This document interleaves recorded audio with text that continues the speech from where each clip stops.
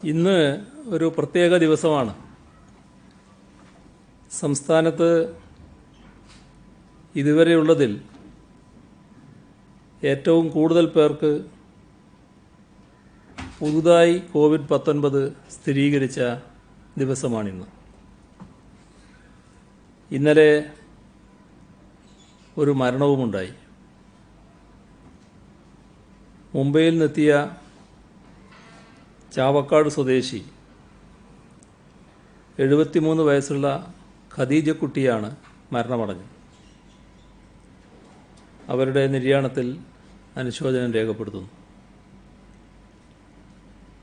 42 പേർക്കാണ് ഇന്ന് കോവിഡ് സ്ഥിരീകരിച്ചത്. നെഗറ്റീവില്ല. കണ്ണൂർ 12, കാസർഗോഡ് 7,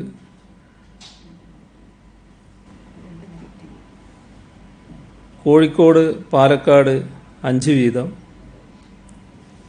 തൃശ്ശൂർ മലപ്പുറം 4 വീതം, കോട്ടയം 2, കൊല്ലം പത്തനംതിട്ട വയനാട് 1 വീതം.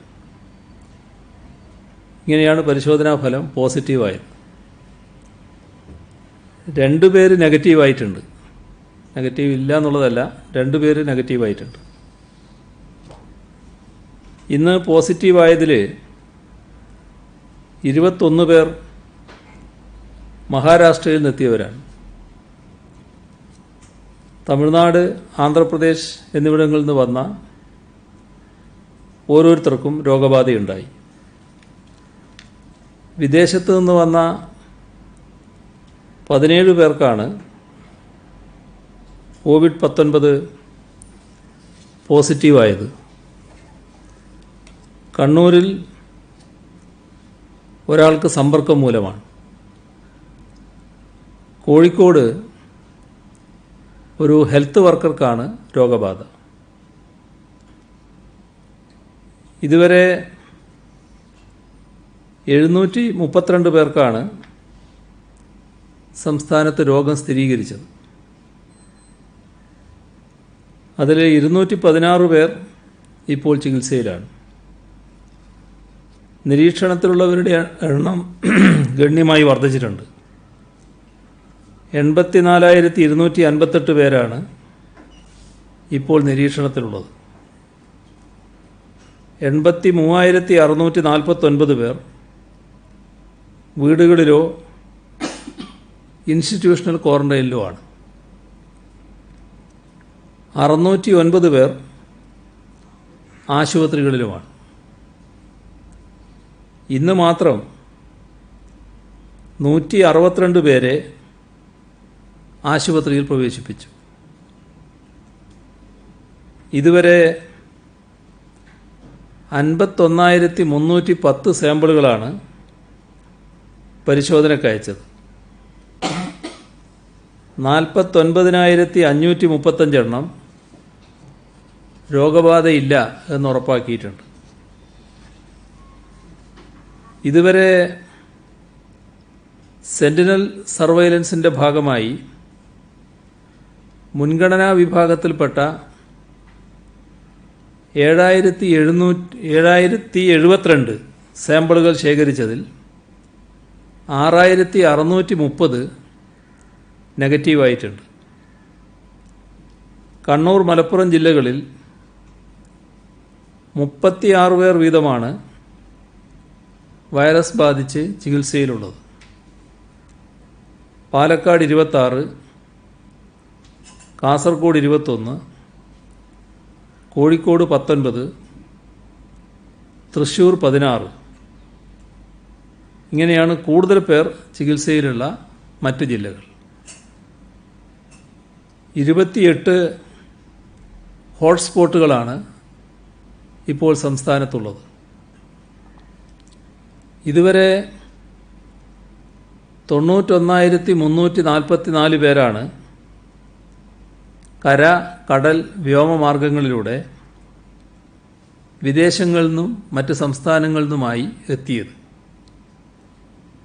ഇവരിൽ 2,961 ഗർഭിണികളും 1618 വയോജനങ്ങളും 805 കുട്ടികളുമുണ്ട്. ഇതര സംസ്ഥാനങ്ങളിൽ നിന്ന് വന്നവരുടെ എണ്ണം 82,299. 43 വിമാനങ്ങളിലായി 9,367 ആളുകളാണ് എത്തിയത്. അവരിൽ 157 പേർ ആശുപത്രികളിൽ ക്വാറന്റൈനിലാണ്. ഇന്ന് വൈറസ് ബാധിതരുടെ എണ്ണത്തിൽ ഉണ്ടായ വർധന ഗൗരവമായ മുന്നറിയിപ്പാണ്. കോവിഡ് പ്രതിരോധ സന്നാഹങ്ങൾ വലിയ തോതിൽ വർദ്ധിപ്പിക്കേണ്ടതുണ്ട് എന്ന സന്ദേശവുമാണ്. ഇന്നുള്ളതിനേക്കാൾ കൂടുതൽ ആളുകൾ ഇനിയും വരും. ഒരു കേരളീയന് മുന്നിലും നമ്മുടെ വാതിലുകൾ കൊട്ടിയടക്കില്ല. രോഗബാധിതരുടെ എണ്ണം അനുദിനം വർദ്ധിക്കുകയാണ് എന്നതുകൊണ്ട് പരിഭ്രമിച്ച് നിസ്സഹായാവസ്ഥ പ്രകടിപ്പിക്കാനും നാം തയ്യാറല്ല. എല്ലാവർക്കും കൃത്യമായ പരിശോധനയും ചികിത്സയും പരിചരണവും നൽകും. ഇങ്ങോട്ട് വരുന്നവരിൽ അത്യാസന്ന നിലയിലുള്ള രോഗികളുമുണ്ടാകാം. കൂടുതൽ ആളുകളെ ആശുപത്രിയിൽ കിടത്തേണ്ടി വന്നേക്കാം.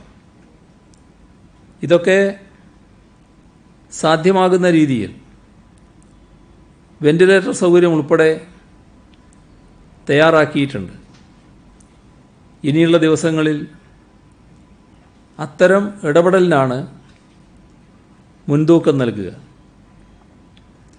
അതേസമയം നാം ലോക്ക്ഡൗൺ നിയന്ത്രണങ്ങളിൽ ഇളവ് വരുത്തിയിട്ടുണ്ട്.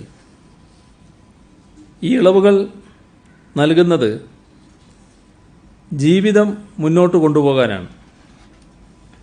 അതല്ലാതെ ആഘോഷിക്കാനായി ആരും ഇറങ്ങി പുറപ്പെടരുത്.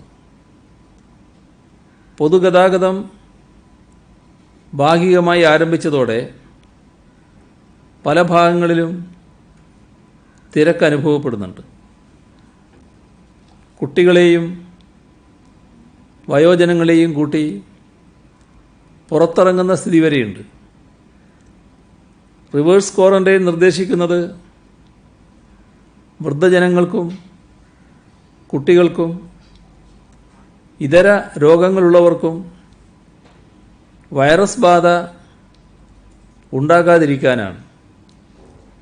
അത് മനസ്സിലാക്കി അവരെ സുരക്ഷിതമായി വീടുകളിൽ ഇരുത്തേണ്ടവർ തന്നെ എല്ലാം മറന്നുപോകുന്ന സ്ഥിതി ഉണ്ടാകരുത്. ഇതൊന്നും നിർബന്ധപൂർവം അടിച്ചേൽപ്പിക്കേണ്ട കാര്യങ്ങളല്ല, സ്വയം ബോധ്യപ്പെട്ട് ചെയ്യേണ്ടതാണ്. അത് മറന്നു പോകുമ്പോഴാണ് കേസെടുക്കേണ്ടി വരുന്നതും ആവർത്തിച്ച് ഓർമ്മിപ്പിക്കേണ്ടി വരുന്നതും. SSLC, higher secondary, vocational higher secondary വിഭാഗങ്ങളിലായി അവശേഷിക്കുന്ന പരീക്ഷകൾ മെയ് 26 മുതൽ 30 വരെയാണ് നടക്കുക. ഇതിനുള്ള മുന്നൊരുക്കങ്ങൾ പൊതുവിദ്യാഭ്യാസ വകുപ്പ് സ്വീകരിച്ചിട്ടുണ്ട്. കർശനമായ ആരോഗ്യ സുരക്ഷാ മാനദണ്ഡങ്ങൾ പാലിച്ചുകൊണ്ട് പരീക്ഷ നടത്തുന്നതിനാവശ്യമായ നിർദ്ദേശങ്ങൾ വിദ്യാഭ്യാസ ഓഫീസർമാർക്കും പ്രഥമാധ്യാപകർക്കും നൽകി.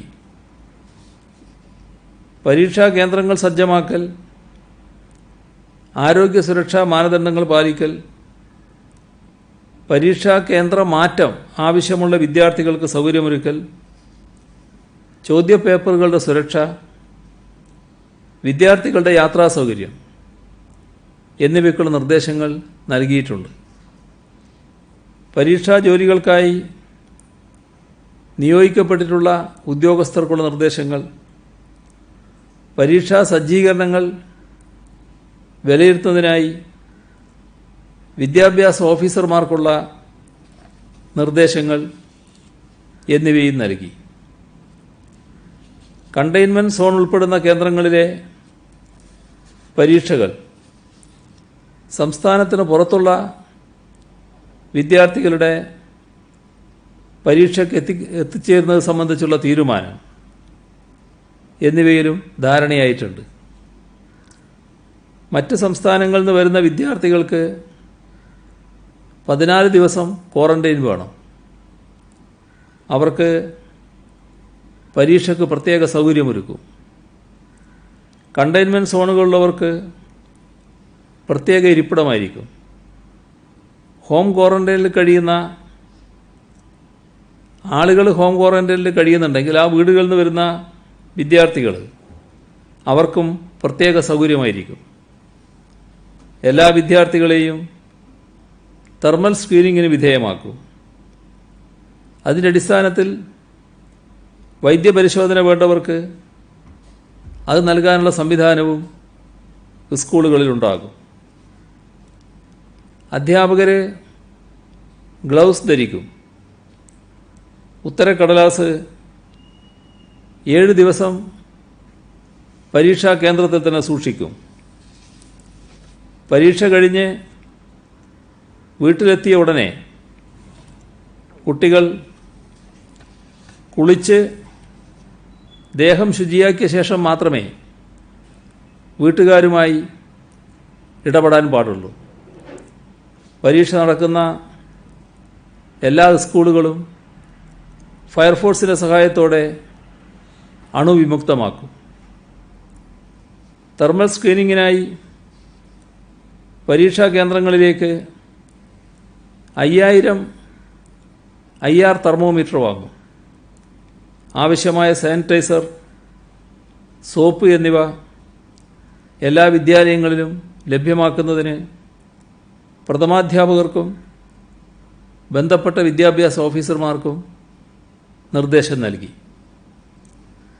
പരീക്ഷയുമായി ബന്ധപ്പെട്ട് കുട്ടികൾ പാലിക്കേണ്ട ആരോഗ്യ ചിട്ടകളടങ്ങിയ അറിയിപ്പും മാസ്കും കുട്ടികൾക്ക് വീടുകളിലെത്തിക്കാൻ സമഗ്ര ശിക്ഷ കേരളയെ ചുമതലപ്പെടുത്തി.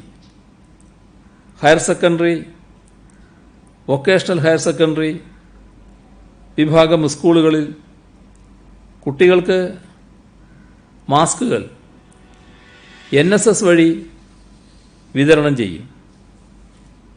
തദ്ദേശ സ്വയംഭരണ വകുപ്പ്, ആരോഗ്യ കുടുംബക്ഷേമ വകുപ്പ്, ഫയർഫോഴ്സ്, പോലീസ്, ഗതാഗത വകുപ്പ് ഇവരുടെ എല്ലാം പിന്തുണ പരീക്ഷാ നടത്തിപ്പിനുണ്ടാകും.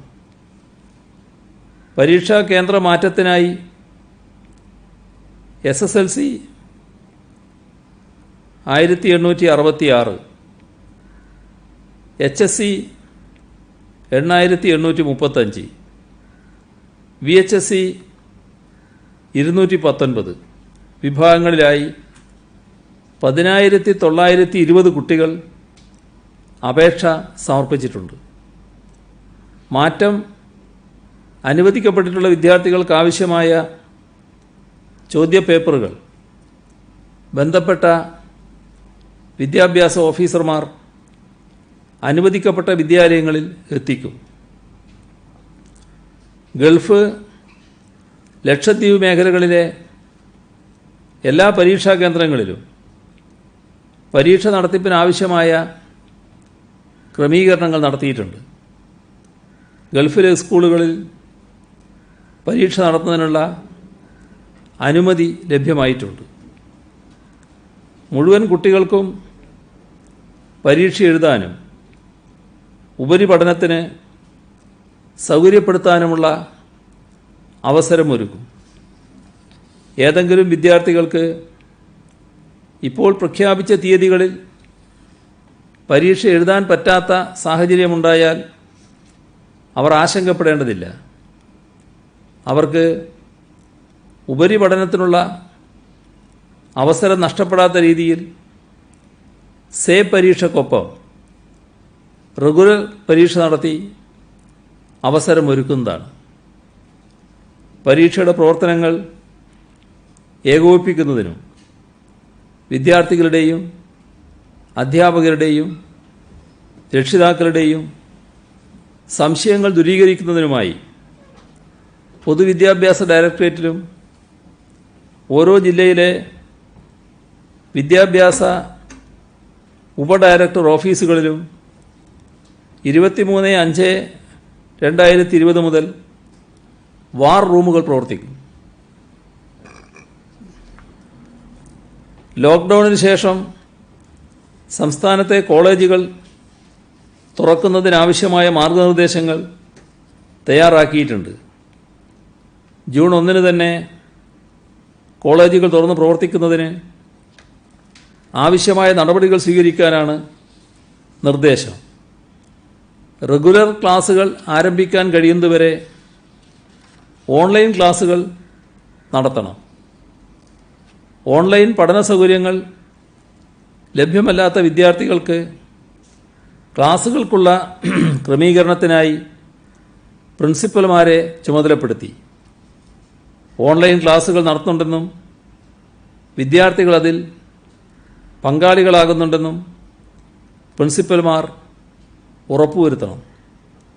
സർവകലാശാല പരീക്ഷകളിൽ പങ്കെടുക്കുന്ന വിദ്യാർത്ഥികൾക്ക് സൗകര്യപ്രദമായ രീതിയിൽ പരീക്ഷാ കേന്ദ്രങ്ങൾ അനുവദിച്ച് ലഭിക്കുന്നതിനാവശ്യമായ നടപടികൾ സ്വീകരിക്കണം.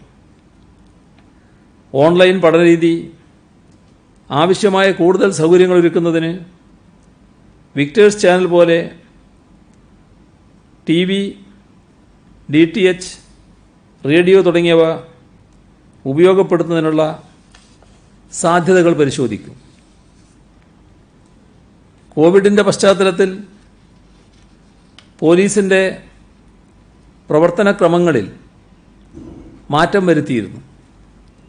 വൈറസ് ബാധ തടയുന്നതിന് രാപ്പകൽ ജോലി ചെയ്യുന്ന ഓരോ പോലീസ് ഉദ്യോഗസ്ഥരുടെയും ആരോഗ്യവും ക്ഷേമവും ഉറപ്പാക്കാൻ സർക്കാർ പ്രതിജ്ഞാബദ്ധമാണ്. ആ നിലക്കുള്ള പ്രധാന ചുവടുവെപ്പാണ് പോലീസിൻ്റെ പ്രവർത്തനക്രമത്തിൽ വരുത്തിയ മാറ്റം. അതിൻ്റെ ഭാഗമെന്ന നിലയിൽ ഭാരം കുറഞ്ഞതും പുതുമയാർന്നതുമായ ഫേസ് ഷീൽഡുകൾ ലഭ്യമാക്കാൻ തീരുമാനിച്ചിരുന്നു. ഇപ്പോൾ 2000 ഫേസ് ഷീൽഡുകൾ പോലീസിന് ലഭ്യമാക്കിയിട്ടുണ്ട്. സാധാരണ മഴക്കോട്ട് PPE കിറ്റായി രൂപാന്തരപ്പെടുത്താനുള്ള പദ്ധതി ഇന്ത്യൻ മെഡിക്കൽ അസോസിയേഷന്റെ സഹകരണത്തോടെ പോലീസ് ആവിഷ്കരിച്ചിട്ടുണ്ട്. ശരീരം മുഴുവൻ മൂടുന്ന മഴക്കോട്ടും ബന്ധപ്പെട്ട മറ്റാവരണങ്ങളുമൊക്കെ കഴുകി ഉപയോഗിക്കാവുന്നതും ധരിക്കാൻ സഹായപ്രദവുമാണ്. മഴയിൽ നിന്നും വൈറസിൽ നിന്നും ഒരുപോലെ സംരക്ഷണം ലഭിക്കത്തക്ക രീതിയിലാണ് ഇവ തയ്യാറാക്കിയിരിക്കുന്നത്. ഗാർഹിക പീഡനം തടയുന്നതിനായി എല്ലാ ജില്ലകളിലും പോലീസിൻ്റെ നേതൃത്വത്തിൽ ഡൊമസ്റ്റിക് കോൺഫ്ലിക്റ്റ് റെസൊല്യൂഷൻ സെൻ്ററുകൾ പ്രവർത്തനം തുടങ്ങി. എല്ലാ ജില്ലകളിലെയും ഇത്തരം കേന്ദ്രങ്ങളിൽ ഇതുവരെ 340 പരാതികളാണ് ലഭിച്ചത്. ഇതിൽ 254 എണ്ണത്തിൽ കൗൺസിലിങ്ങിലൂടെ പരിഹാരം കാണാൻ കഴിഞ്ഞിട്ടുണ്ട്. കുടുംബത്തിലെ സൗഹൃദാന്തരീക്ഷം നിലനിർത്തുന്ന രീതിയിൽ കൗൺസിലിംഗ് നൽകാൻ ഈ സെൻറ്റർ മുഖേന കഴിയും. ജനങ്ങൾ റെയിൽപാതകളിലൂടെ നടക്കുന്നതും ഇരിക്കുന്നതുമായ വാർത്തകൾ വരുന്നുണ്ട്.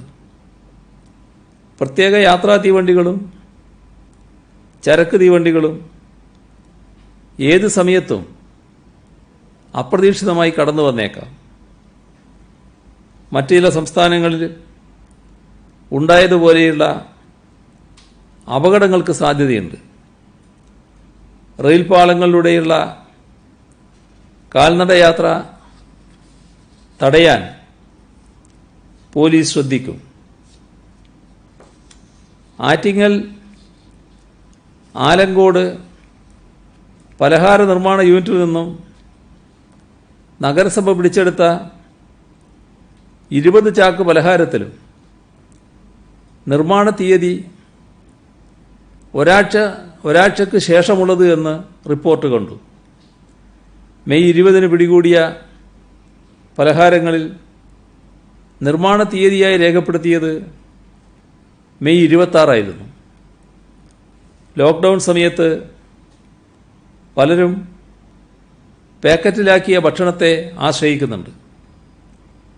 ഭക്ഷണത്തിൽ ഈ രീതിയിൽ കൃത്രിമം നടത്തുന്നത് അപകടകരമാണ്. ഇത് തടയാൻ നടപടി സ്വീകരിക്കും. ബസ്സുകളിലും ഓട്ടോകളിലും അനുവദിച്ചതിൽ കൂടുതൽ ആളുകൾ യാത്ര ചെയ്യുന്നു. മാസ്ക് ധരിക്കാതെയും യാത്ര ചെയ്യുന്നുണ്ട്. ഇത് തടയാൻ പോലീസിൻ്റെ ഇടപെടലുണ്ടാകും. കേസെടുക്കാൻ നിർദ്ദേശം നൽകിയിട്ടുണ്ട്. തൊഴിലുമായി ബന്ധപ്പെട്ട് വിദേശത്ത് പോകേണ്ടവർക്കായി പ്രത്യേക പോർട്ടൽ ആരംഭിക്കും. വിവിധ രാജ്യങ്ങളിൽ പോകേണ്ടവർക്ക് ആരോഗ്യ പരിശോധനാ സർട്ടിഫിക്കറ്റുകൾ ഇതിലൂടെ ലഭ്യമാക്കും. മാസ്ക് ധരിക്കാത്തതിന് സംസ്ഥാനത്ത് ഇന്ന് 4047 സംഭവങ്ങൾ റിപ്പോർട്ട് ചെയ്തിട്ടുണ്ട്. ക്വാറന്റൈൻ ലംഘിച്ച 100 പേർക്കെതിരെ ഇന്ന് കേസ് രജിസ്റ്റർ ചെയ്തിട്ടുമുണ്ട്. ലോക്ക്ഡൗൺ കാരണം അടഞ്ഞുകിടക്കുന്ന സ്ഥാപനങ്ങളുണ്ട്. KSEBക്ക് വലിയ ബിൽ ഒരുമിച്ചടക്കേണ്ട അവസ്ഥയിലാണ് അത്തരക്കാർ.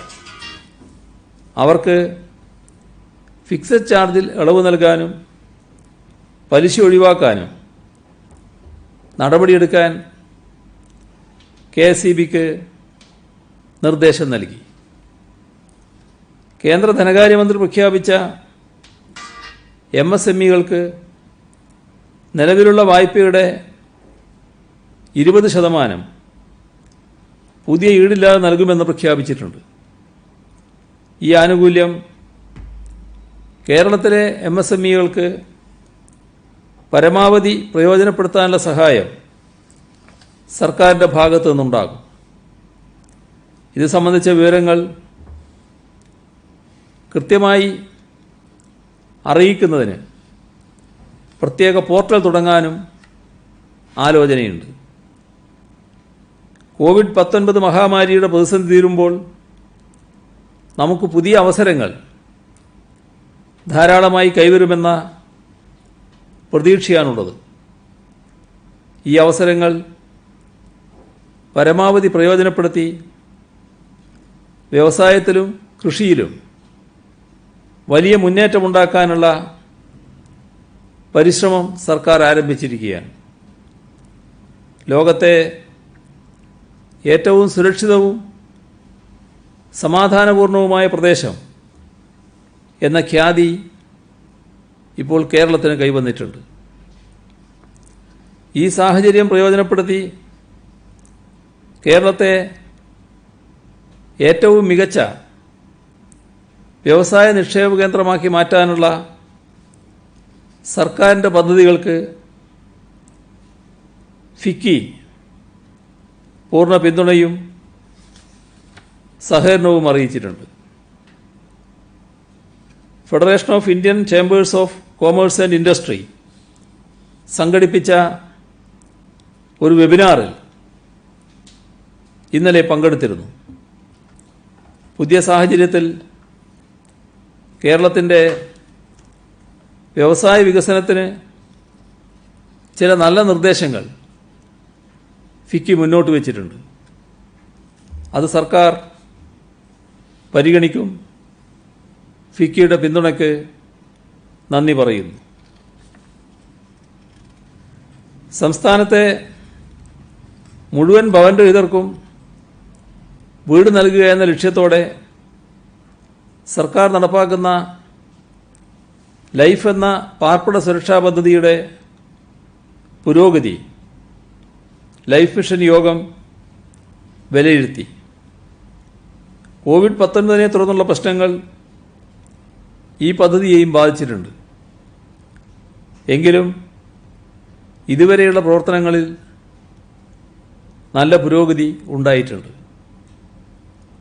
1ഉം 2ഉം ഘട്ടങ്ങളിലായി 2,19,154 വീടുകൾ പൂർത്തിയായിട്ടുണ്ട്. പല കാരണങ്ങളാൽ നിർമ്മാണം മുടങ്ങിപ്പോയ വീടുകളുടെ പൂർത്തീകരണമാണ് 1ാം ഘട്ടത്തിൽ ഏറ്റെടുത്തത്. ഇതിൽ 52,084 വീടുകൾ പൂർത്തിയായി. ഈ വിഭാഗത്തിലാകെ 54,169 അർഹരെയാണ് കണ്ടെത്തിയത്. ഇതിൽ 96.15% പൂർത്തിയായി. ബാക്കിയുള്ളതിൽ 1,266 വീടുകളുടെ നിർമ്മാണം വിവിധ ഘട്ടങ്ങളിൽ പുരോഗമിക്കുകയാണ്. 2ാം ഘട്ടത്തിൽ ഭൂമിയുള്ള ഭവനരഹിതരുടെ കാര്യമാണ് ഏറ്റെടുത്തത്. ഇതിൽ 77,424 വീടുകൾ പൂർത്തിയായി. 81.38%. ബാക്കിയുള്ള 17,712 വീടുകളിൽ പുതുതായി എഗ്രിമെൻ്റ് വെച്ച 2,065 വീടുകൾ ഒഴികെ ബാക്കിയുള്ളവ വിവിധ ഘട്ടങ്ങളിൽ നിർമ്മാണ പുരോഗതിയിലാണ്. ഇതുകൂടാതെ മറ്റു വിഭാഗങ്ങളിൽ പൂർത്തിയായ വീടുകൾ PMAY അർബൻ 48,446, PMAY റൂറൽ 16,703, പട്ടികജാതി വിഭാഗം 19,018, പട്ടികവർഗ വിഭാഗം 1,745, മത്സ്യത്തൊഴിലാളി വിഭാഗം 3,734. 2ാം ഘട്ടത്തിൽ 3,332 കോടി രൂപ ഗുണഭോക്താക്കൾക്ക് ധനസഹായമായി നൽകിയിട്ടുണ്ട്. ഈ വിഭാഗത്തിൽ 4 ലക്ഷം രൂപയാണ് സർക്കാർ നൽകുന്നത്. ഭൂമിയോ വീടോ ഇല്ലാത്തവരുടെ പുനരധിവാസമാണ് 3ാം ഘട്ടത്തിൽ ഏറ്റെടുക്കുന്നത്. ഈ വിഭാഗത്തിൽ അർഹരായ 1,06,792 പേരെയാണ് കണ്ടെത്തിയത്. ഗുണഭോക്താക്കളുടെ പഞ്ചായത്ത് തലത്തിൽ ലിസ്റ്റ് നോക്കിയപ്പോൾ പല പഞ്ചായത്തുകളിലും അർഹരായവർ കുറവാണ്. ഗുണഭോക്താക്കളുടെ എണ്ണം 80 അതിൽ കുറവോ ആയ പഞ്ചായത്തുകളിൽ പഞ്ചായത്തുകളുടെ സഹായത്തോടെ ഭൂമി കണ്ടെത്തി പ്രത്യേകം വീട് നിർമ്മിച്ച് നൽകാനാണ് ഉദ്ദേശിക്കുന്നത്. 627 പഞ്ചായത്തുകളിൽ ഗുണഭോക്താക്കളുടെ എണ്ണം 80 അതിൽ കുറവോ ആണെന്നാണ് കണ്ടെത്തിയത്. ഭവന സമുച്ചയങ്ങൾ നിർമ്മിക്കുന്നതിന് വിവിധ ജില്ലകളിലായി 300ഓളം സർക്കാർ സ്ഥലങ്ങൾ ലൈഫ് മിഷൻ കണ്ടെത്തിയിട്ടുണ്ട്. ഇതിൽ 100ഓളം കേന്ദ്രങ്ങളിൽ ഉടനെ നിർമ്മാണം ആരംഭിക്കാൻ കഴിയും. 7 സമുച്ചയങ്ങളുടെ നിർമ്മാണം ഇതിനകം ആരംഭിച്ചു. 9 എണ്ണം ഉടനെ തുടങ്ങും. ഈ 16 സമുച്ചയങ്ങളും 2020 ഡിസംബറിൽ പൂർത്തിയാക്കും. ഇതുകൂടാതെ 15 സമുച്ചയങ്ങൾക്ക് ടെൻഡർ ക്ഷണിച്ചു കഴിഞ്ഞു. ഇതടക്കം 100ഓളം സമുച്ചയങ്ങൾ 2021 ജനുവരിയോടെ പൂർത്തിയാക്കാനാണ് ശ്രമിക്കുന്നത്. പ്രതിസന്ധിക്കിടയിലും 2.19 ലക്ഷം പേർക്ക് ഇതിനകം പാർപ്പിടമൊരുക്കി. ഇത് ഈ രംഗത്ത് സർക്കാർ നടത്തിയ ഇടപെടലിൻ്റെ വിജയമാണ് സൂചിപ്പിക്കുന്നത്. ലൈഫിൻ്റെ പുരോഗതിയിൽ തദ്ദേശഭരണ സ്ഥാപനങ്ങൾ ശ്ലാഘനീയമായ പങ്കാണ് വഹിച്ചിട്ടുള്ളത്.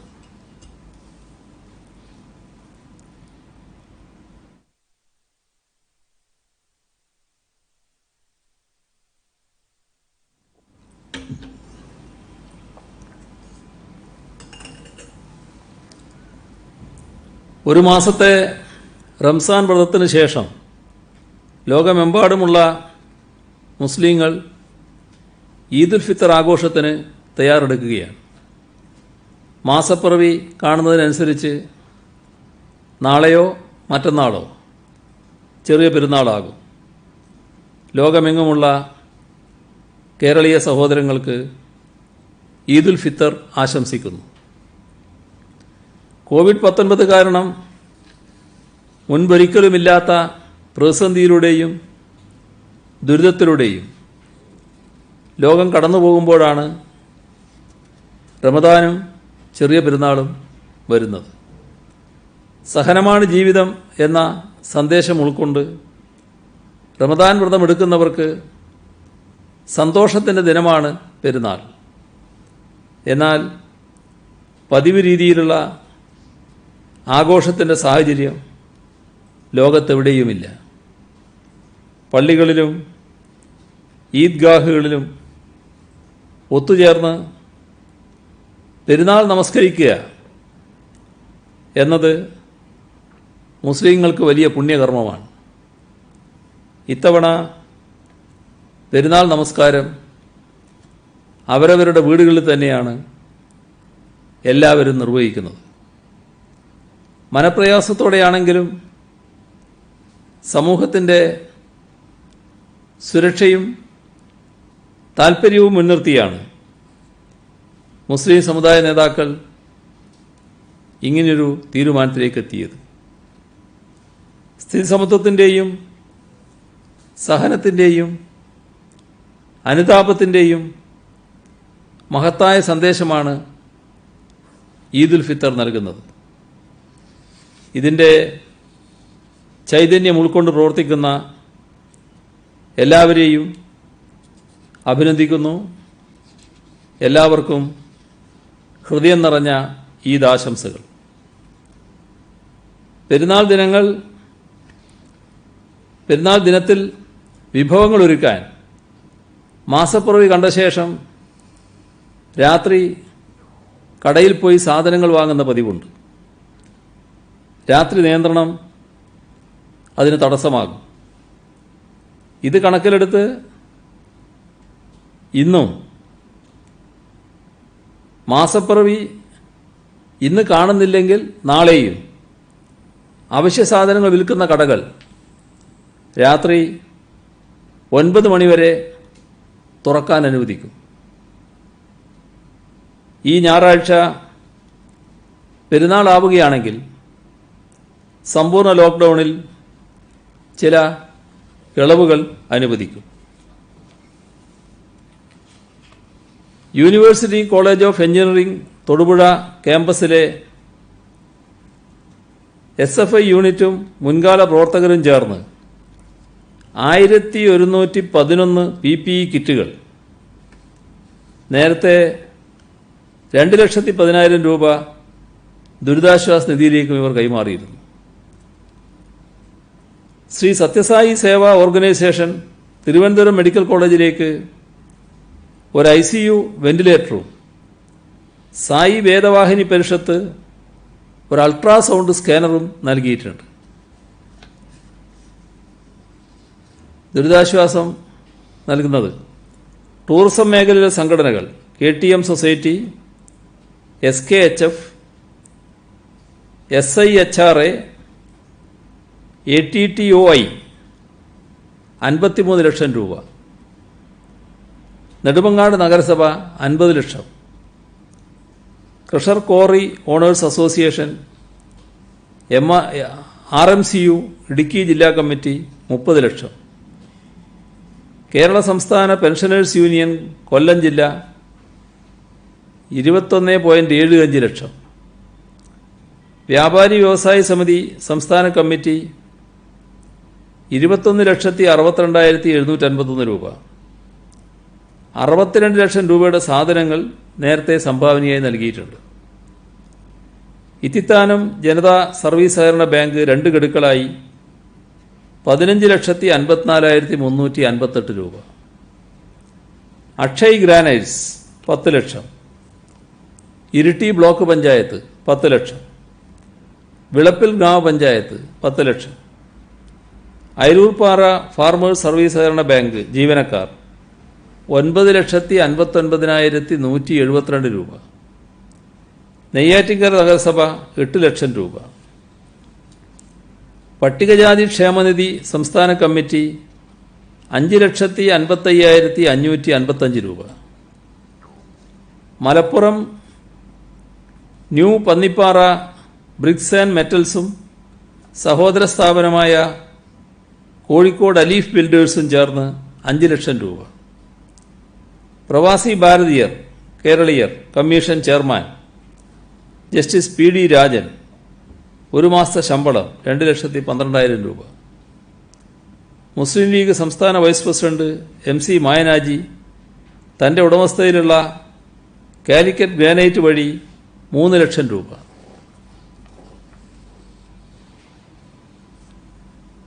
പ്രവാസി ക്ഷേമനിധിയിൽ അംശാദായം അടക്കുന്നതിൽ വീഴ്ച വരുത്തിയവരുടെ അംഗത്വം പുതുക്കുന്നതിന് ചില ഇളവുകൾ വരുത്തിയിട്ടുണ്ട്. 6 മാസത്തേക്ക് പലിശയും പിഴപ്പലിശയും ഒഴിവാക്കി കുടിശ്ശിക ഒറ്റത്തവണയായി അടച്ച് അംഗത്വം പുനഃസ്ഥാപിക്കാൻ അനുമതി നൽകിയിട്ടുണ്ട്. ഇത്രയും കാര്യങ്ങളാണ് ഇന്ന് പങ്കുവെക്കാനുള്ളത്. രോഗികളുടെ എണ്ണം കുത്തനെ കൂടുന്ന പശ്ചാത്തലത്തിൽ നമ്മൾ നൽകിയ ഇളവുകൾ ഏതെങ്കിലും പിൻവലിക്കാൻ ആലോചിക്കുന്നുണ്ടോ, അതോ ഇളവുകൾ അങ്ങനെ പോകട്ടെ, ജനങ്ങൾ കുറച്ച് ജാഗ്രത പാലിച്ചാൽ മതി എന്നാണ്? ഇളവുകളുമായി ബന്ധപ്പെട്ടല്ല ഈ വർധനവ് വരുന്നത്. ഇപ്പോൾ നോക്കിയാൽ ഈ വന്നതിൽ മഹാഭൂരിഭാഗവും 1-2 കേസ് ഒഴിച്ച് 42-ൽ ബാക്കിയല്ല പുറത്തുനിന്ന് വന്നവരാണ്. അവിടെയാണ് നാം ഒരു നിലപാടെടുത്തിട്ടുള്ളത്. അവർക്കുകൂടി അവകാശപ്പെട്ട നാട്ടിലേക്ക് അവർ വരുമ്പോൾ ഇങ്ങോട്ട് വരേണ്ടതില്ല എന്ന് പറഞ്ഞ് വാതിൽ കൊട്ടി അടക്കാൻ കഴിയില്ല. അപ്പോൾ അവർ വരുമ്പോൾ സ്വീകരിക്കുകയും ആവശ്യമായ സുരക്ഷാ ക്രമീകരണങ്ങളൊക്കെ പാലിക്കുകയും ചെയ്യുക. അവർക്ക് ആവശ്യമായ പരിശോധന നടത്തി സുരക്ഷയൊരുക്കുക. അതോടൊപ്പം ഇവിടെയുള്ളവരുടെ സുരക്ഷയൊരുക്കുന്നതിനാവശ്യമായ സുരക്ഷാ ക്രമീകരണങ്ങളും പാലിക്കുക. ഈ തരത്തിൽ മുന്നോട്ട് പോകാനാണ് നേരത്തെ നമ്മൾ കണ്ടത്. ഇത് പ്രതീക്ഷിക്കാതെ സംഭവിക്കുന്നൊരു കാര്യമല്ല. വലിയ തോതിൽ രോഗവ്യാപനമുള്ള സ്ഥലങ്ങളിൽ നിന്ന് ആളുകൾ വരുമ്പോൾ അവരിൽ ചിലർ രോഗികളായി തന്നെ വരാം. അവിടുന്ന് ഇവിടെ വന്നതിന് ശേഷം പിന്നീട് രോഗികളായി മാറുന്നവരും ഉണ്ടാകാം. ചിലപ്പോൾ അങ്ങനെ സംഭവിച്ചേക്കാം എന്ന് നേരത്തെ നമ്മൾ കണ്ടിരുന്നു. അതിൻ്റെ ഭാഗമായുള്ള തയ്യാറെടുപ്പുകളും നാം നടത്തിയിട്ടുണ്ട്. ഏതായാലും നാം കാണേണ്ടത് ഇതേവരെ ഉള്ളതിൽ നിന്ന് വ്യത്യസ്തമായൊരു ഗുരുതരമായ സ്ഥിതിവിശേഷമാണിത്. ആ സ്ഥിതിവിശേഷം നമുക്ക് അതിജീവിച്ചേ മതിയാവും. ആവർത്തിച്ച് പറയുകയാണ്, അവർ വരേണ്ടതില്ല എന്ന നിലപാട് നമുക്ക് സ്വീകരിക്കാനാവില്ല. വരുന്ന സമയത്ത് ഇങ്ങനൊരു ആപത്തുണ്ട്. ആ ആപത്ത് ഉണ്ട് എന്നറിഞ്ഞുകൊണ്ട് തന്നെ അവരെ സംരക്ഷിക്കേണ്ടതുണ്ട്. ഇവിടെയുള്ളവരിലേക്ക് രോഗം പടരാതെ സംരക്ഷിക്കേണ്ടതുമുണ്ട്. അതിനാണ് കൃത്യമായ ചിട്ടകൾ നാം പാലിച്ചു പോകേണ്ടത്. അതിനുള്ള ഒരുമയും ഐക്യവുമാണ് നാം പ്രകടിപ്പിക്കേണ്ടത്. ആവശ്യമായ എല്ലാ കരുതൽ നടപടികളും സർക്കാർ സ്വീകരിക്കുന്നുണ്ട്. ഈ മാഹിയിൽ നിന്ന് ചികിത്സക്കെത്തി മരിച്ച ഒരാളുണ്ട്. അദ്ദേഹത്തെ കേരളത്തിന്റെ കണക്കിലും പെടുത്തിയിട്ടില്ല, പുതുച്ചേരിയുടെ കണക്കിലും പെടുത്തിയിട്ടില്ല. കേന്ദ്രമാണെങ്കിൽ സംസ്ഥാനത്ത് ഇപ്പോൾ ഇന്നലത്തെ ഒരു മരണം കൂടിയായപ്പോൾ 5 മരണം എന്ന നിലപാടിൽ നിൽക്കുകയാണ്. സംസ്ഥാനം എന്തിനാണ് അക്കാര്യത്തിലൊരു പിടിവാശിയുടെ കാര്യമുണ്ടോ? കാരണം മറ്റു സ്ഥലങ്ങളിൽ പോയി ലോക്ക്ഡൌണിൽ കുടുങ്ങി അങ്ങനെ രോഗബാധിതരായ ഏതെങ്കിലും മലയാളി മരിക്കുകയാണെങ്കിൽ അത് ആ സംസ്ഥാനങ്ങളുടെ പട്ടികയിൽ പെടുത്തുകയല്ലേ ചെയ്യുക എന്നുള്ള വാദമാണ് ഉയരുന്നത്. ഇതങ്ങനെയല്ല. ഇത് മറ്റൊരു സംസ്ഥാനം എന്ന് പറഞ്ഞാൽ മാഹിയിൽ നിന്ന് തലശ്ശേരിയിൽ ചികിത്സക്ക് പോകുന്നു എന്ന് പറഞ്ഞാൽ മാഹി തന്നെയാണ്. അത് പോണ്ടിച്ചേരി സംസ്ഥാനത്തിൻ്റെ ഭാഗമായി കിടക്കുന്ന സ്ഥലമാണ്. സ്വാഭാവികമായിട്ടും അവർ ചികിത്സക്ക് തലശ്ശേരിയിലോ കോഴിക്കോടോ ഒക്കെയാണ് പോകാറുള്ളത്. അതിൻ്റെ അർത്ഥം അവർ മാഹി വിട്ടുപോകുന്നു എന്നല്ല, മാഹിയിൽ തന്നെ കഴിഞ്ഞുകൊണ്ട് സ്വീകരിക്കുന്ന നിലയാണത്. എല്ലാം ഒരേ രീതിയിൽ പ്രവർത്തിച്ചുകൊണ്ടിരിക്കുന്നവരാണല്ലോ, ഒരേ സംസ്കാരത്തിൽ കഴിയുന്നവരുമാണല്ലോ.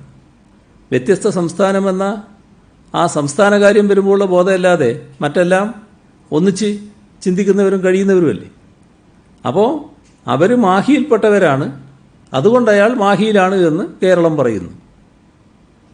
ചികിത്സിച്ച സ്ഥലത്തെ പട്ടികയിലല്ല അയാളെ പെടുത്തേണ്ടത്. അതാണ് സംഭവിച്ചിട്ടുള്ളത്. മറ്റെന്തെങ്കിലും ഒരു പ്രത്യേക നിർബന്ധ ബുദ്ധിയുടെ പ്രശ്നമല്ലത്. മറ്റ് സംസ്ഥാനങ്ങളിൽ നിന്ന് വരുന്നവർക്ക് രോഗം കൂടുന്ന ഒരു സാഹചര്യത്തിൽ ഈ റെഡ് സോണിൽ നിന്ന് വരുന്നവർക്ക് എന്തെങ്കിലും നിയന്ത്രണം ഏർപ്പെടുത്താൻ ആലോചിക്കുന്നുണ്ടോ? 2, ഈ ആഭ്യന്തര സർവീസുകൾ തുടങ്ങുമ്പോൾ അതായത് അവർക്ക് ക്വാറന്റൈൻ വേണ്ട എന്നതിലെ കേന്ദ്രം നിർദ്ദേശിച്ചിട്ടുണ്ട്. അതിനെ എങ്ങനെയാണ് കേരളം കാണുന്നത്? ഇതിൽ ഈ റെഡ് സോണിൽ നിന്ന് വരുന്നവരടക്കമുള്ള ആളുകൾ രോഗവാഹകരാകാൻ ചിലപ്പോൾ രോഗമില്ലാത്തവരും ആകാം. അപ്പോൾ അതുകൊണ്ടാണ് നമ്മളിവിടെ ക്വാറന്റൈൻ വേണമെന്ന് ഒരു നിലപാടെടുത്തിട്ടുള്ളത്. ആ ക്വാറന്റൈൻ തുടരുക തന്നെ ചെയ്യും. ഏത് രൂപത്തിൽ വന്നാലും ക്വാറന്റൈൻ തുടരുക തന്നെ ചെയ്യും. പിന്നെ ആഭ്യന്തര യാത്ര വർദ്ധിക്കുന്ന ഘട്ടത്തിൽ ഇവിടെ യാത്ര ചെയ്ത് വരുന്ന, ഇവിടെ താമസിക്കുന്നതിന് വേണ്ടി വരുന്ന ആളുകൾ നിർബന്ധമായും 14 ദിവസത്തെ ക്വാറന്റൈൻ ഇവിടെ അംഗീകരിക്കേണ്ടതായിട്ടുണ്ട്. പോലീസിന് 50% ഡ്യൂട്ടി ഇളവ് നടപ്പാക്കി. പക്ഷേ മിക്ക ജില്ലകളിലും തിരുവനന്തപുരം സിറ്റി, കൊല്ലം റൂറൽ, കോട്ടയം തുടങ്ങിയ ജില്ലകളിലും നടപ്പിലാക്കുന്നില്ല. കൊല്ലത്ത് നടപ്പിലാക്കിയില്ലെന്നാണ് കമ്മീഷണർ പറയുന്നത്. അത് എന്തെങ്കിലും അതിനെക്കുറിച്ച് വിവരമുണ്ട്? അത് കൃത്യമായി നടപ്പിലാക്കണമെന്ന് ഉത്തരവല്ലേ നൽകിയിട്ടുള്ളത്? അല്ല, ഇത് ആളുകളുടെ ജോലി എടുക്കുന്നവരുടെ സൗകര്യവും കൂടി കണക്കിലെടുത്തുകൊണ്ടുള്ളൊരു ഉത്തരവാണ്. കാരണം അവിടെ കൃത്യമായി ഡ്യൂട്ടി നടക്കണം. എന്നാൽ ഡ്യൂട്ടിയുടെ ഭാഗമായിട്ടൊരു പീഡനമായിട്ട് മാറാൻ പാടില്ല. തുടർച്ചയായിട്ട് ഡ്യൂട്ടി എടുക്കുക എന്ന് പറയുമ്പോൾ ഉണ്ടാകുന്ന വിഷമമുണ്ട്. അതുകൊണ്ടാണ് അങ്ങനെയൊരു നിലപാട് എടുത്തിട്ടുള്ളത്. അതിലേക്ക് ചിലർ ക്രമത്തിലെത്താൻ ശ്രമിക്കുന്നുണ്ടാകും. കാരണം ഇപ്പോൾ ഉള്ള നിലയിലൊരു ക്രമീകരണം വരുത്തണമല്ലോ. അതിനുള്ള സമയം മാത്രമേ അതിന് എടുക്കുന്നുണ്ടാവും. അതിർത്തികളിൽ ഡ്യൂട്ടിയിലുള്ള പോലീസുകാർക്ക്, സംസ്ഥാന അതിർത്തി ഡ്യൂട്ടിയിലുള്ള പോലീസുകാർക്ക് ക്വാറന്റൈൻ നിർബന്ധമാക്കിയിട്ടുണ്ടോ? അവർക്ക് ഡ്യൂട്ടി ഓഫ് നൽകിയിട്ടുണ്ടോ? സാധാരണ നിലക്ക് അവർക്കുള്ള ഓഫിൻ്റെ സമയം അവർക്കും ബാധകമായിരിക്കും, അതിർത്തിയിലുള്ളവർക്കും ബാധകമായിരിക്കും. നമ്മുടെ ഈ ജനശതാബ്ദി പോലുള്ള ട്രെയിനുകൾ ഇപ്പോൾ ആരംഭിക്കാൻ പോവുകയാണല്ലോ. അപ്പോൾ ഈ ട്രെയിനുകളുടെ കാര്യത്തിൽ സ്റ്റോപ്പേജ് എങ്ങനെയാണ്? അക്കാര്യത്തിൽ സംസ്ഥാനം എന്തെങ്കിലും റെയിൽവേ അറിയിച്ചിട്ടുണ്ടോ? എന്താണ് അതിനകത്ത് നമ്മൾ വരുത്താൻ പോകുന്ന ക്രമീകരണം? ഇതിൽ രാജധാനി എക്സ്പ്രസ് പോകുമ്പോൾ ഇപ്പോൾ എല്ലാ ജില്ലകളിലും ജില്ലാ ആസ്ഥാനങ്ങളിൽ നിർത്തുന്ന നിലയാണുള്ളത്. അത്തരമൊരു സമീപനം സ്വീകരിക്കലായിരിക്കും കാര്യങ്ങൾ ക്രമീകരിക്കാൻ എളുപ്പം. മറ്റ് ചില ട്രെയിനുകൾക്ക് ധാരാളം സ്റ്റോപ്പുകളുണ്ട്. അത് കാര്യങ്ങൾ ക്രമീകരിക്കുന്നതിന് ഒട്ടേറെ പ്രയാസങ്ങളുണ്ടാക്കും. അപ്പോൾ അത്തരത്തിലൊരു അറിയിപ്പ് കേരളത്തിൽ നിന്ന് പോയിട്ടുണ്ട്. ഈ ആഭ്യന്തര വിമാനങ്ങളും ആരംഭിക്കുകയാണ്. അപ്പോൾ നമ്മുടെ ഈ COVID-19 ജാഗ്രതാ സൈറ്റില് ഈ ഇന്ത്യയിലെ മറ്റു സ്ഥലങ്ങളിൽ നിന്നും വിമാനത്തിലാണ് വരുന്നത് എന്ന് ചെയ്യാനുള്ള ഒരു ഓപ്ഷൻ ഇപ്പോഴില്ല. അതൊരു ആളുകൾ ചൂണ്ടിക്കാണിക്കുന്നുണ്ട്. കാരണം വിമാനത്തിലാണ് വരേണ്ടത്. ട്രെയിൻ, റോഡ് അങ്ങനെയുള്ള കാര്യങ്ങളൊക്കെ കാണിക്കാനകത്ത് ഓപ്ഷൻസ് ഉണ്ട്. പക്ഷേ ഈ വിമാനം എന്നുള്ള ഓപ്ഷൻ ഇല്ല. അത് തയ്യാറാക്കുമ്പോൾ വിമാനം പ്രതീക്ഷിച്ചിരുന്നില്ല. അതിനനുസരിച്ച് നമുക്ക് കാര്യങ്ങളിൽ മാറ്റങ്ങൾ വരുത്താം. പ്രവാസികളെ സ്വീകരിക്കുന്ന സമസ്യം പറഞ്ഞല്ലോ, എല്ലാവരും ഇവിടെ വരേണ്ടവരാണ്. ഇപ്പം ഈ കുവൈറ്റിൽ പൊതുമാപ്പ് ലഭിച്ച ഏതാണ്ട് 500ഓളം മലയാളികൾ കുവൈറ്റ് സർക്കാരിന്റെ ക്യാമ്പുകളിൽ കഴിയുന്നുണ്ട്. 1500ഓളം പേർ ഔട്ട് പാസ് കിട്ടി നിൽപ്പുണ്ട്. മറ്റ് സംസ്ഥാനങ്ങൾ ആന്ധ്രാപ്രദേശ്, UP ഒക്കെ അവിടേക്ക് അവർക്ക് നാട്ടുകാർ തിരിച്ചെത്തിയിട്ടുണ്ട്. ഇവിടേക്ക് നമ്മൾ ഒരു സന്നദ്ധത അറിയിക്കാത്തത് കൊണ്ടാണ് അവരെ കുവൈറ്റ് തന്നെ കൊണ്ടുവരാത്തതെന്നാണ് പറയുന്നത്. അപ്പൊ കുവൈറ്റ് സർക്കാരാണ് അവരെ കൊണ്ടുവരുന്നത്, പക്ഷെ നമ്മൾ സന്നദ്ധത അറിയിക്കുന്നില്ലെന്നാണ് കുവൈറ്റിൽ നിന്നും വരുന്ന വാർത്തകൾ. അതിനകത്ത് എന്താണ് വസ്തുത? ശുദ്ധ അസംബന്ധമായ വാർത്തയാണത്, പച്ച നുണയുമാണ്. ഇവിടെ പരസ്യമായിട്ട് പല ഘട്ടങ്ങളിലായിട്ട് വ്യക്തമാക്കിയിട്ടുണ്ട്, ആരും ഇങ്ങോട്ട് വരുന്നതിന്, ഇവിടെ നമ്മുടെ നാട്ടുകാരായിട്ടുള്ളവർ ഇങ്ങോട്ട് വരുന്നതിന് ഒരു തടസ്സവുമില്ല എന്ന്. സംസ്ഥാനത്തിൻ്റെ പ്രത്യേകമായ അംഗീകാരം ആവശ്യമുണ്ടെങ്കിൽ അക്കാര്യത്തിൽ നേരത്തെ തന്നെ അംഗീകാരം നൽകാൻ തയ്യാറാണ്. ഇതുമായി ബന്ധപ്പെട്ട് ഇത്തരത്തിലുള്ള ഒട്ടേറെ സന്ദേശങ്ങൾ വരുമ്പോൾ അതുമായി ബന്ധപ്പെട്ട ഒരു തീരുമാനം ഇപ്പോൾ എടുത്തിട്ടുണ്ട്. അതിൽ അങ്ങനെ ആളുകൾക്ക് എന്തെങ്കിലും സംശയങ്ങളുണ്ടെങ്കിൽ അതിൽ നമ്മുടെ വ്യവസായ പ്രിൻസിപ്പൽ സെക്രട്ടറി ശ്രീ ഇളങ്കോവനെ ബന്ധപ്പെടേണ്ടതാണ് എന്ന് വ്യക്തിപരമായി തന്നെ ആശങ്കയുള്ളവർക്ക് ഇപ്പോൾ മറുപടി നൽകിക്കൊണ്ടിരിക്കുന്നുണ്ട്. ചാർട്ടേഡ് വിമാനങ്ങൾക്ക് കേന്ദ്രം അനുമതി നൽകിയിട്ടുണ്ട്. അപ്പൊ അതിന് സംസ്ഥാനങ്ങളുടെ അനുമതി കൂടി ആവശ്യമാണ് എന്ന് കേൾക്കുന്നു. അങ്ങനെ എന്തെങ്കിലും നിലപാടുണ്ടോ? ഏത് തരത്തിലുള്ള വിമാനം വരുന്നതിനും ഇവിടെ തടസ്സമില്ല. അത് ഞങ്ങൾ സംസ്ഥാനത്തെ അറിയിച്ചാൽ അത് ആദ്യം കേന്ദ്രമാണ് തീരുമാനിക്കേണ്ടത്. കേന്ദ്രം തീരുമാനിച്ച് സംസ്ഥാനത്തെ അറിയിച്ചാൽ സംസ്ഥാനം അത് അംഗീകരിക്കാൻ തയ്യാറാണ്. കോവിഡിന്റെ മറവിൽ ഏകാധിപതികൾ സ്വേച്ഛാധിപത്യ നടപടികളെ മുന്നോട്ട് പോകും. മുഖ്യമന്ത്രിയെ ഉദ്ദേശിക്കുന്ന പ്രതിപക്ഷ നേതാവ് പറഞ്ഞൊരു കമന്റാണ്. അങ്ങ് ഏകാധിപതി എന്നാണ് അദ്ദേഹം പറയുന്നത്. സ്പ്രിംഗ്ലർ ഉൾപ്പെടെയുള്ള ഇടപാടുകൾ ചൂണ്ടിക്കാട്ടിയായിരുന്നു പ്രതിപക്ഷ നേതാവിന്റെ ഈ ആരോപണം. അല്ല, അതിനൊന്നും ഇപ്പൊ പറയേണ്ടതില്ലല്ലോ, എല്ലാവർക്കും അറിയാലോ ആ കാര്യങ്ങൾ. സ്പ്രിംഗ്ലറുമായി ബന്ധപ്പെട്ട് ഹൈക്കോടതിയിൽ ഇന്നലെ സർക്കാർ ഒരു സത്യവാങ്മൂലം കൊടുത്തിരുന്നു. അത് സ്പ്രിംഗ്ലറിനെ ഡേറ്റാ വിശകലനത്തിൽ നിന്ന് ഒഴിവാക്കി അത് CDTന് കൈമാറുന്നതാണ്. സർക്കാരിന്റെ ഒരു പിന്നോട്ട് പോക്കാണോ ഇത്? സ്പ്രിംഗ്ലറുമായി ബന്ധപ്പെട്ട കരാറിൽ നിന്നുള്ള പിന്നോട്ട് പോക്കാണോ ഇത്? ഇത് അങ്ങനെ ഒരു നിലപാടായിട്ട് കാണേണ്ടതായിട്ടില്ല. എന്താണോ വസ്തുത, ആ വസ്തുത ഹൈക്കോടതിയുടെ മുന്നിൽ പറഞ്ഞിരിക്കുന്നു എന്നുള്ളതാണ്. 26-ാം തീയതി എക്സാമുകൾ തുടങ്ങിയാണ്. ഈ തുടങ്ങുന്ന സമയത്ത് ഈ പല സ്കൂളുകളിലും ഇപ്പോഴും ക്വാറന്റൈൻ സംവിധാനം ഒരുക്കിയിട്ടുണ്ട്. ഇവിടുന്ന് ആ ഒരുക്കിയിട്ടുള്ള സ്കൂളുകളിൽ എക്സാം നടത്തുമോ? അതൊരു പ്രധാന പ്രശ്നമായി നിൽക്കുന്നുണ്ട്. അവിടെ രോഗികൾ അല്ലെങ്കിൽ ഇത്തരത്തിൽ നിരീക്ഷണത്തിൽ കഴിയുന്നവർ സ്കൂളുകളിൽ ഇപ്പോഴും തുടരുന്നുണ്ട്. അങ്ങനെ കഴിയുന്ന സ്ഥലങ്ങളുണ്ടെങ്കിൽ അവിടെ പരീക്ഷാ സെന്റർ ഉണ്ടാവില്ല സാധാരണ നിലക്ക്.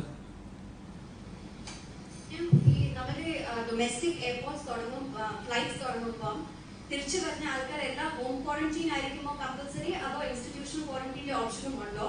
രണ്ടാമത്തെ CM, നമ്മുടെ 108 ആംബുലൻസ് സർവീസസ് ഈ ഡ്രൈവേഴ്സ് ആൻഡ് അസിസ്റ്റൻസ് ടെക്നീഷ്യൻസിനെയൊക്കെ സാലറിയുടെ കാര്യത്തിൽ സർക്കാർ എന്തെങ്കിലും നോക്കിയിട്ടുണ്ടോ സർ? വിമാനയാത്രക്കാരുടെ കാര്യത്തിൽ അവർ ഇപ്പോൾ ചില ബിസിനസ് എക്സിക്യൂട്ടീവ്സ് ഒരു ദിവസത്തെ സന്ദർശനത്തിന് വേണ്ടി വരുന്നു. അവിടെ ചില കാര്യങ്ങൾ നടത്തി പിറ്റേ ദിവസം അവർ തിരിച്ചു പോകുന്നു. അത്തരം ആളുകൾ 14 ദിവസം ഇവിടെ കഴിഞ്ഞിട്ടേ പോകാൻ പാടുള്ളൂ എന്നൊരു നിർബന്ധം സർക്കാർ പിടിക്കില്ല. ഇവിടെ യാത്ര ചെയ്ത് ഇവിടെ താമസിക്കാൻ വരുന്നവർ 14 ദിവസം ക്വാറന്റൈൻ കടന്നിട്ടേ ഇവിടുന്ന് പോകാൻ പറ്റൂ. അല്ലെ 14 ദിവസം ഇവിടെ ക്വാറന്റൈനിൽ കഴിയണം. അതിൽ സർക്കാരിന് നിർബന്ധമുണ്ട്. മറ്റവരുടെ കാര്യത്തിൽ ആവശ്യമായ സുരക്ഷാ ക്രമീകരണങ്ങളൊക്കെ എങ്ങനെ പാലിക്കണമെന്ന് സർക്കാർ നിർദ്ദേശിക്കും. ഇതാണ് സംഭവിക്കുന്നത്.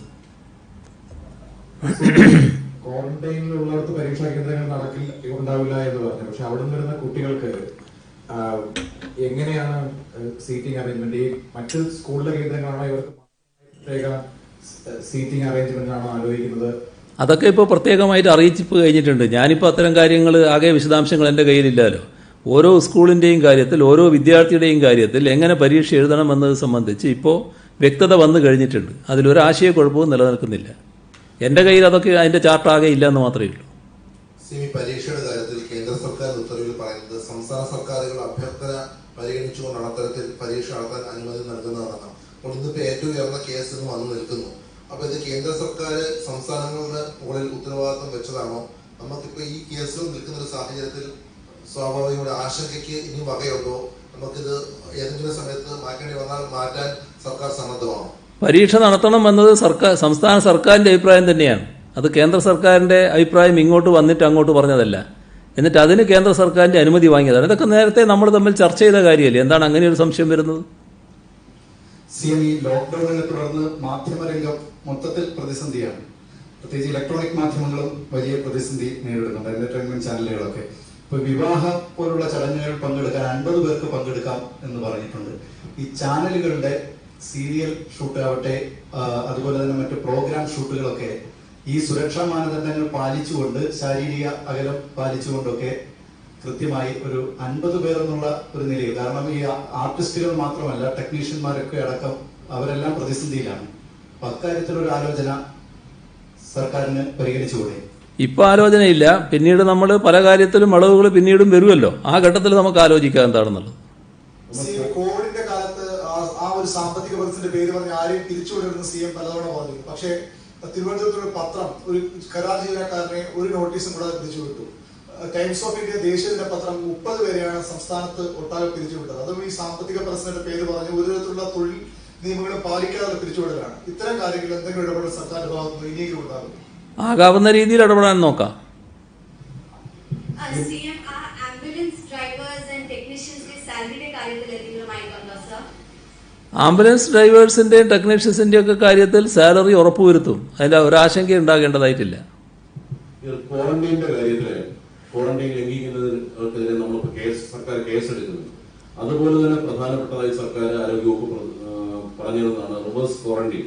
ആ റിവേഴ്സ് ക്വാറന്റൈൻ പലയിടത്തും ലംഘിക്കുമെന്ന് CM തന്നെ പറയുണ്ടായി. അങ്ങനെ ലംഘിക്കുന്നവർക്കെതിരെ എന്തെങ്കിലും നടപടി ഉണ്ടാവുമോ? അത്തരത്തിൽ എന്താണ് സർക്കാർ ഇനി സ്വീകരിക്കാൻ പോകുന്ന നിലപാട്? ഇതിലാദ്യം ബോധവൽക്കരണമാണ് സർക്കാർ ഉദ്ദേശിക്കുന്നത്. ആ ബോധവൽക്കരണം കൊണ്ട് ഫലം ഉണ്ടാകുന്നില്ലെങ്കിൽ മറ്റു നടപടികളിലേക്ക് നമുക്ക് കടക്കാം. ഈ കഴിഞ്ഞ ദിവസം കോഴിക്കോട് ഒരു മാധ്യമ പ്രവർത്തന നേരെ ഒരു സദാചാര പോലീസിന്റെ ഒരു ആക്രമണം ഉണ്ടായി. അത് സംബന്ധിച്ച് അയാൾ കൊടുവള്ളി പോലീസ് സ്റ്റേഷനിൽ പരാതി കൊടുക്കുകയും ചെയ്തു. എന്നാൽ ആ പരാതിയിൽ പറഞ്ഞ പലരെയും ഒഴിവാക്കിക്കൊണ്ടാണ് പോലീസ് കേസ് എടുത്തിട്ടുള്ളതും അറസ്റ്റ് നടന്നിട്ടുള്ളതും. ഇത് അങ്ങനെ ശ്രദ്ധയിൽപ്പെട്ടിട്ടുണ്ടോ? അല്ല, പോലീസിന്റെ അന്വേഷണം ആകെ എന്റെ ശ്രദ്ധയിൽപ്പെടില്ലല്ലോ. അതിന്റെ വിശദാംശങ്ങളൊന്നും ഞാൻ മനസ്സിലാക്കില്ലല്ലോ സാധാരണഗതിയിൽ.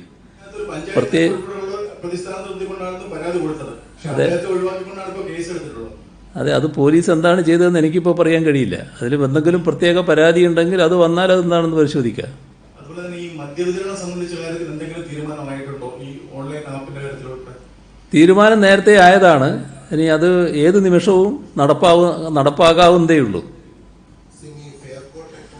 കൊച്ചിയിൽ ഒരു കമ്പനിക്കാണ് ഇതിന്റെ കരാർ കൊടുത്തത്. ഈ ഓൺലൈൻ ആപ്പിനെ സംബന്ധിച്ച് അവർക്ക് ഇതുവരെ അത് ചെയ്യാൻ കഴിയുന്നില്ല. ഗൂഗിൾ പല സംശയങ്ങൾ ഉന്നയിച്ചു കഴിഞ്ഞു. അപ്പൊ സർക്കാർ ആ കമ്പനിയെ തെരഞ്ഞെടുത്തതിനകത്ത് എന്തെങ്കിലും പ്രശ്നങ്ങളുണ്ടോ? ഒരു എബിലിറ്റി ഇല്ലാത്ത കമ്പനിയാണ് നമ്മൾ തെരഞ്ഞെടുത്തത്. ഇനിയുള്ള കാലം ഈ ആപ്പ് അനിവാര്യമാണ്. കാരണം തമിഴ്നാട്ടിലൊന്നും ആപ്ലിക്കേഷൻ ഇല്ലാതെ തന്നെ സർക്കാർ അത് മാനേജ് ചെയ്യാൻ പറ്റുന്നുണ്ട്. അവസാന ഭാഗം എന്താ? തമിഴ്നാട്ടിൽ ഈ ആപ്ലിക്കേഷൻ ഇല്ലാതെ സർക്കാർ അത് മാനേജ് ചെയ്യുന്നുണ്ട്, പോലീസിനെ മറ്റും ഉപയോഗിച്ച്. അപ്പൊ ആപ്പ് അനിവാര്യമാണോ ഈ ഒരു ഘട്ടത്തിൽ? കാരണം ഏൽപ്പിച്ച കമ്പനി അത് ചെയ്യുന്നുമില്ല. അല്ല, ഈ സർവതന്ത്ര സ്വതന്ത്രമായി കാര്യങ്ങൾ നീങ്ങുന്ന നില വന്നാൽ നമ്മുടെ ഈ വിദേശ മദ്യ ഷോപ്പുകളുടെ മുന്നിലുണ്ടാകുന്ന തിരക്ക് വളരെ കൂടുതലായിരിക്കും. അത് നിയന്ത്രിക്കൽ തന്നെ ഒരു വലിയ പ്രശ്നമായിട്ട് മാറും. അതിനാണ് ഇത്തരത്തിൽ ഒരു ഓൺലൈൻ സമ്പ്രദായം വേണമെന്ന് കണ്ടത്. കൃത്യസമയത്ത് ഇത്ര ആളുകൾ വരിക, അവർ വാങ്ങിപ്പോവുക എന്ന നില എടുക്കാൻ വേണ്ടി. അത് വലിയ കോംപ്ലിക്കേഷൻ ഉണ്ടാകേണ്ട ഒരു പ്രശ്നമല്ല. പക്ഷേ നടപ്പായിട്ടില്ല. വേഗം തന്നെ നടപ്പാകുമെന്നാണ് പ്രതീക്ഷിക്കുന്നത്. എനിക്കത് സംബന്ധിച്ച് ഇതേവരെ അങ്ങനൊരു നിർദ്ദേശവും കിട്ടിയില്ല, ഒരു പരാതിയും കിട്ടിയിട്ടില്ല. അപ്പോൾ നമുക്ക് അവസാനിപ്പിക്കാമല്ലോ അല്ലേ? ഒരു ചോദ്യം, ഈ ആഭ്യന്തര സർവീസിൽ വരുന്നവർക്ക് ഹോം ക്വാറന്റൈനിലാണോ ഇൻസ്റ്റിറ്റ്യൂഷണൽ ക്വാറന്റൈനിലാണോ? രണ്ട്, ഈ ക്ഷേത്രങ്ങളിലെ വിവാഹ ചടങ്ങുകൾ നടത്താൻ അനുമതി കൊടുക്കും. ഗുരുവായൂരടക്കം നിരവധി വിവാഹങ്ങൾ നിർത്തിവെച്ചിട്ടുണ്ടായിരുന്നു. ഇപ്പോൾ വിവാഹത്തിലെ ആൾക്കാരുടെ എണ്ണം 50 വർദ്ധിപ്പിച്ചിട്ടുണ്ട്. തീവണ്ടി യാത്രക്കാർക്ക് ഇന്ന് തന്നെ നടപ്പാക്കിയിട്ടുള്ള സുരക്ഷാ മാനദണ്ഡങ്ങളുണ്ട്. അതിൻ്റെ ഭാഗമായിട്ടുള്ള ക്വാറന്റൈൻ രീതിയുമുണ്ട്. ആ ക്വാറന്റൈൻ രീതി തന്നെയാണ് ഈ കേരളത്തിലേക്ക് വരുന്ന വിമാനയാത്രക്കാരുടെ കാര്യത്തിലും ഉണ്ടാവുക. 1-2 ദിവസത്തെ സന്ദർശനത്തിന് വരുന്നവരുടെ കാര്യമല്ല പറയുന്നത്, അവരുടെ ബിസിനസ് ആവശ്യാർത്ഥം വരുന്നവരുടെ കാര്യമല്ല. പൊതുവെ കേരളത്തിലേക്ക് താമസത്തിനായിട്ട് വരുന്നവരുടെ കാര്യത്തിൽ ഇതേ നടപടിക്രമമാണ് സ്വീകരിക്കുക. അത് നേരത്തെ ഞാൻ വ്യക്തമാക്കി കഴിഞ്ഞതാണ്. അപ്പോൾ ബാക്കി നമുക്ക് കോഫി ഹൗസില് ഇന്ന് അവിടെ ഇരുന്ന് കഴിക്കാനുള്ള അനുവാദം കൊടുത്തു. നിരവധി പേർ അവിടെ ഒരേ സമയം ഇരുന്ന് ഭക്ഷണം കഴിക്കുന്ന സ്ഥിതി ഉണ്ടായി. അത് പാടില്ലാത്തതാണ്. എങ്ങനെ കൊടുത്തു എന്നുള്ളത് പരിശോധിക്കും. നാളത്തെ ദിവസം പോലെ ഇരിക്കുന്നു. ശരി, ചില ആരാധനാലയങ്ങളിൽ ചില സമ്പ്രദായങ്ങളനുസരിച്ച് നമ്മുടെ ചില ആരാധനാലയങ്ങളിൽ പ്രത്യേകിച്ച് ക്രൈസ്തവ വിഭാഗത്തിൽ പള്ളിക്കകത്ത് വെച്ചാണ് കല്യാണം മിക്കവാറും നടക്കാറുള്ളത്. മറ്റു വിഭാഗങ്ങളൊന്നും ആ തരത്തിൽ ആരാധനാലയങ്ങൾ പൊതുവെ ഉപയോഗിക്കാറില്ല. ഗുരുവായൂർ പോലൊരു ക്ഷേത്രത്തിൽ ഈ കല്യാണം നടത്താൻ അനുമതി കൊടുക്കുന്ന സ്ഥിതി വന്നാൽ ഒന്നല്ല കല്യാണം നടക്കുക എന്ന് എല്ലാവർക്കും അറിയാം. ഒരുപാട് കല്യാണങ്ങൾ ഒന്നിച്ചാണ് നടക്കാറുള്ളത് അവിടെ. അത് എല്ലാവർക്കും അറിയാവുന്ന കാര്യമാണ്. അപ്പോൾ ഇന്നത്തെ ഘട്ടത്തിൽ അത് ആലോചിക്കാതിരിക്കുന്നതാണ് നല്ലത്. ശരി, നാളെ ബാക്കി പിന്നെ